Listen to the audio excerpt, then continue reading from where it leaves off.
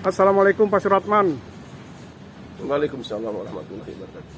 Pak, ini sekarang saya mau mencoba menanyakan kepada Bapak, bagaimana sih perasaan seorang cucu ya, perasaan seorang cucu atau perasaan seorang mungkin bisa dikatakan anak itu, bahwa dikatakan bahwa anak dari Vanessa dikatakan anak haram oleh bapaknya sendiri.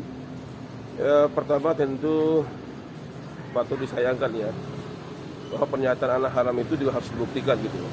Apakah itu betul sebagai anak haram atau tidak? Kalau ternyata itu bukan sebagai anak haram dan memang faktanya itu anak dari kedua orang tuanya, maka ini akan meninggalkan jejak digital saya kira yang juga nggak akan bisa dihapuskan dan meninggalkan luka batin bagi si anaknya. Dan bagi saya turut prihatin ya, kenapa itu harus disampaikan gitu. Padahal selama ini kan sama-sama kita tahu bahwa anak itu atau si Galaska itu anak dari Vanessa dan Bibi. Nah itu poinnya ya, kecuali itu bisa dibuktikan sebaliknya. Tuh kalau seandainya pun itu bisa dibuktikan, katakanlah anak ini anak luar nikah, juga nggak harus disampaikan ke publik menurut saya. Karena tadi akan sangat mengganggu kehidupan anak itu ke depan.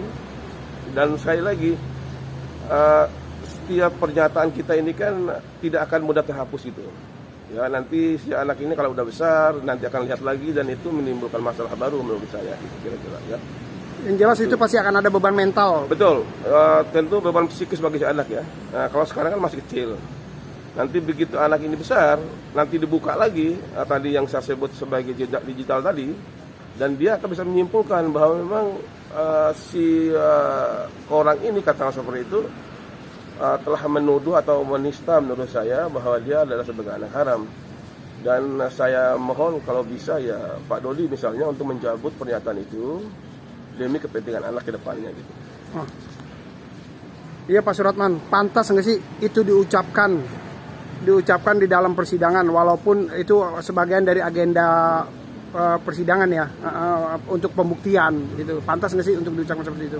Ya kalau di ruang sidang itu saya kira sih ya boleh-boleh saja ya. Tapi juga pernyataan itu harus disertai alat bukti ya. Kalau hanya bicara saja saya kira tanpa ada bukti atau tanpa ada bukti lain pendukung pernyataan itu juga percuma gitu. Nah dan bagi saya itu tentu melemahkan posisi si Pak Dodi ya, dan menguntungkan Pak Faisal. Karena kalau itu anak haram ya ngapain diurus gitu loh.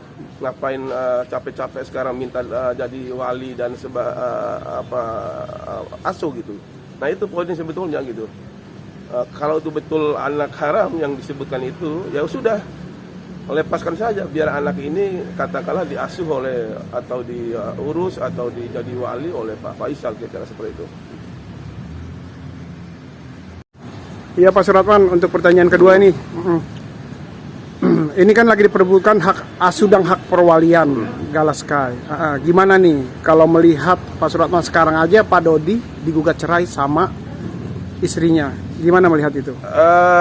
Itu gambaran yang nyata bahwa saudara Dodi bukan sebagai bapak yang baik atau bukan sebagai kakek yang baik menurut saya untuk si Galaska ya.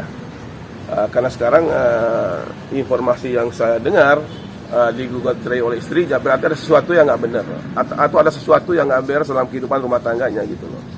Jadi bagi saya tidak memihak siapapun ya. Berdasarkan fakta itu maka alangkah bagusnya menurut saya hak asuh terhadap anak ini jatuh kepada Haji Faisal gitu. Berdasarkan tadi yang di pertanyaan tadi bahwa sekarang ini kan digugat cerai oleh istrinya. Jadi kesimpulan saya dia bukan sebagai bapak yang baik lah ya, bukan sebagai imam yang baik lah dalam rumah tangganya, apalagi dia harus mengurus orang lain katakanlah Galaska ya. Nah untuk itu mungkin nanti itu juga dari bahan pertimbangan majelis ya dalam memutus perkara itu bahwa hak asuh terhadap Galaska itu layak atau harus diberikan kepada Haji Faisal yang mengasuh atau yang jadi walinya dalam kehidupannya ke depan gitu. Bisa dikatakan Pak Suratman untuk mendapatkan hak asuh dan hak perolehan Haji Faisal akan lebih diringankan oleh majelis hakim karena melihat bahwa keadaan keluarga Pak Dodi aja belum tentu bisa mengurus begitu, maksudnya seperti itu kan? Betul, jadi hakim saya pikir melihat semua fakta ya, baik fakta-fakta yang dihadirkan di di ruang sidang maupun fakta-fakta yang terjadi sehari-hari ya, kehidupan keluarga seperti apa gitu kan. Kalau keluarga itu adalah keluarga yang memang bisa dipercaya atau keluarga yang yang baik, katakan seperti itu dalam kehidupan rumah tangganya, maka saya berkesimpulan bahwa hak asuh itu akan jatuh kepada Haji Faisal terhadap si anak ini gitu. Karena bukan hanya fakta persidangan sebetulnya gitu. Dan saya kira juga tim pengacara dari Haji Faisal juga akan mengungkap itu. Ya, tadi soal gugatan perceraian ya kan, itu dianggap sebagai sikap atau fakta ya yang memang jadi bahan pertimbangan dalam keputusan pengadilan nanti gitu. Oke, ada harapan atau yang disampaikan oleh Pak Suratman buat mereka berdua? Harapan saya satu ya, ini harus benar-benar memikirkan kepentingan si anak ini ya. Yang kedua, jangan mengeluarkan statement yang menyatakan bahwa anak ini haram. Ya, karena itu sekali lagi tadi saya katakan jejak digitalnya itu akan hilang dan itu akan sangat memukul atau merusak ya psikis si anak ya. Dan yang ketiga, berdasarkan fakta juga tadi, ini saya nggak berpihak pada siapapun. Berdasarkan fakta tadi, karena hakim itu akan melihat bahwa keluarga yang patut atau yang bertanggung jawab untuk menerima wali dan asuh terhadap anak itu adalah keluarga yang utuh, keluarga yang baik, itu katakan seperti itu, bukan keluarga yang kondisinya katakanlah nggak mampu, fungsinya nggak stabil gitu ya, atau keluarga yang memang hanya mementingkan kepentingan dirinya nanti atau mengeksploitasi anak ini untuk kepentingan dirinya gitu loh. Nah itu kalau menurut saya, dan apapun putusan nanti, saya berharap nih kedua keluarga ini kan harus kembali berdamai lah ya. Jadi hubungan silaturahimnya itu juga nggak boleh putus.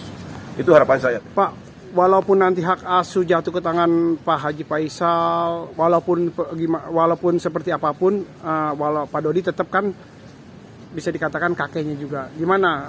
Mungkin ada saran yang ingin Abang sampaikan? Ya, kalau putusan tentang wali dan asuh itu kan hanya putusan pengadilan ya. Tapi bukan berarti haknya daripada Pak Dodi itu hilang.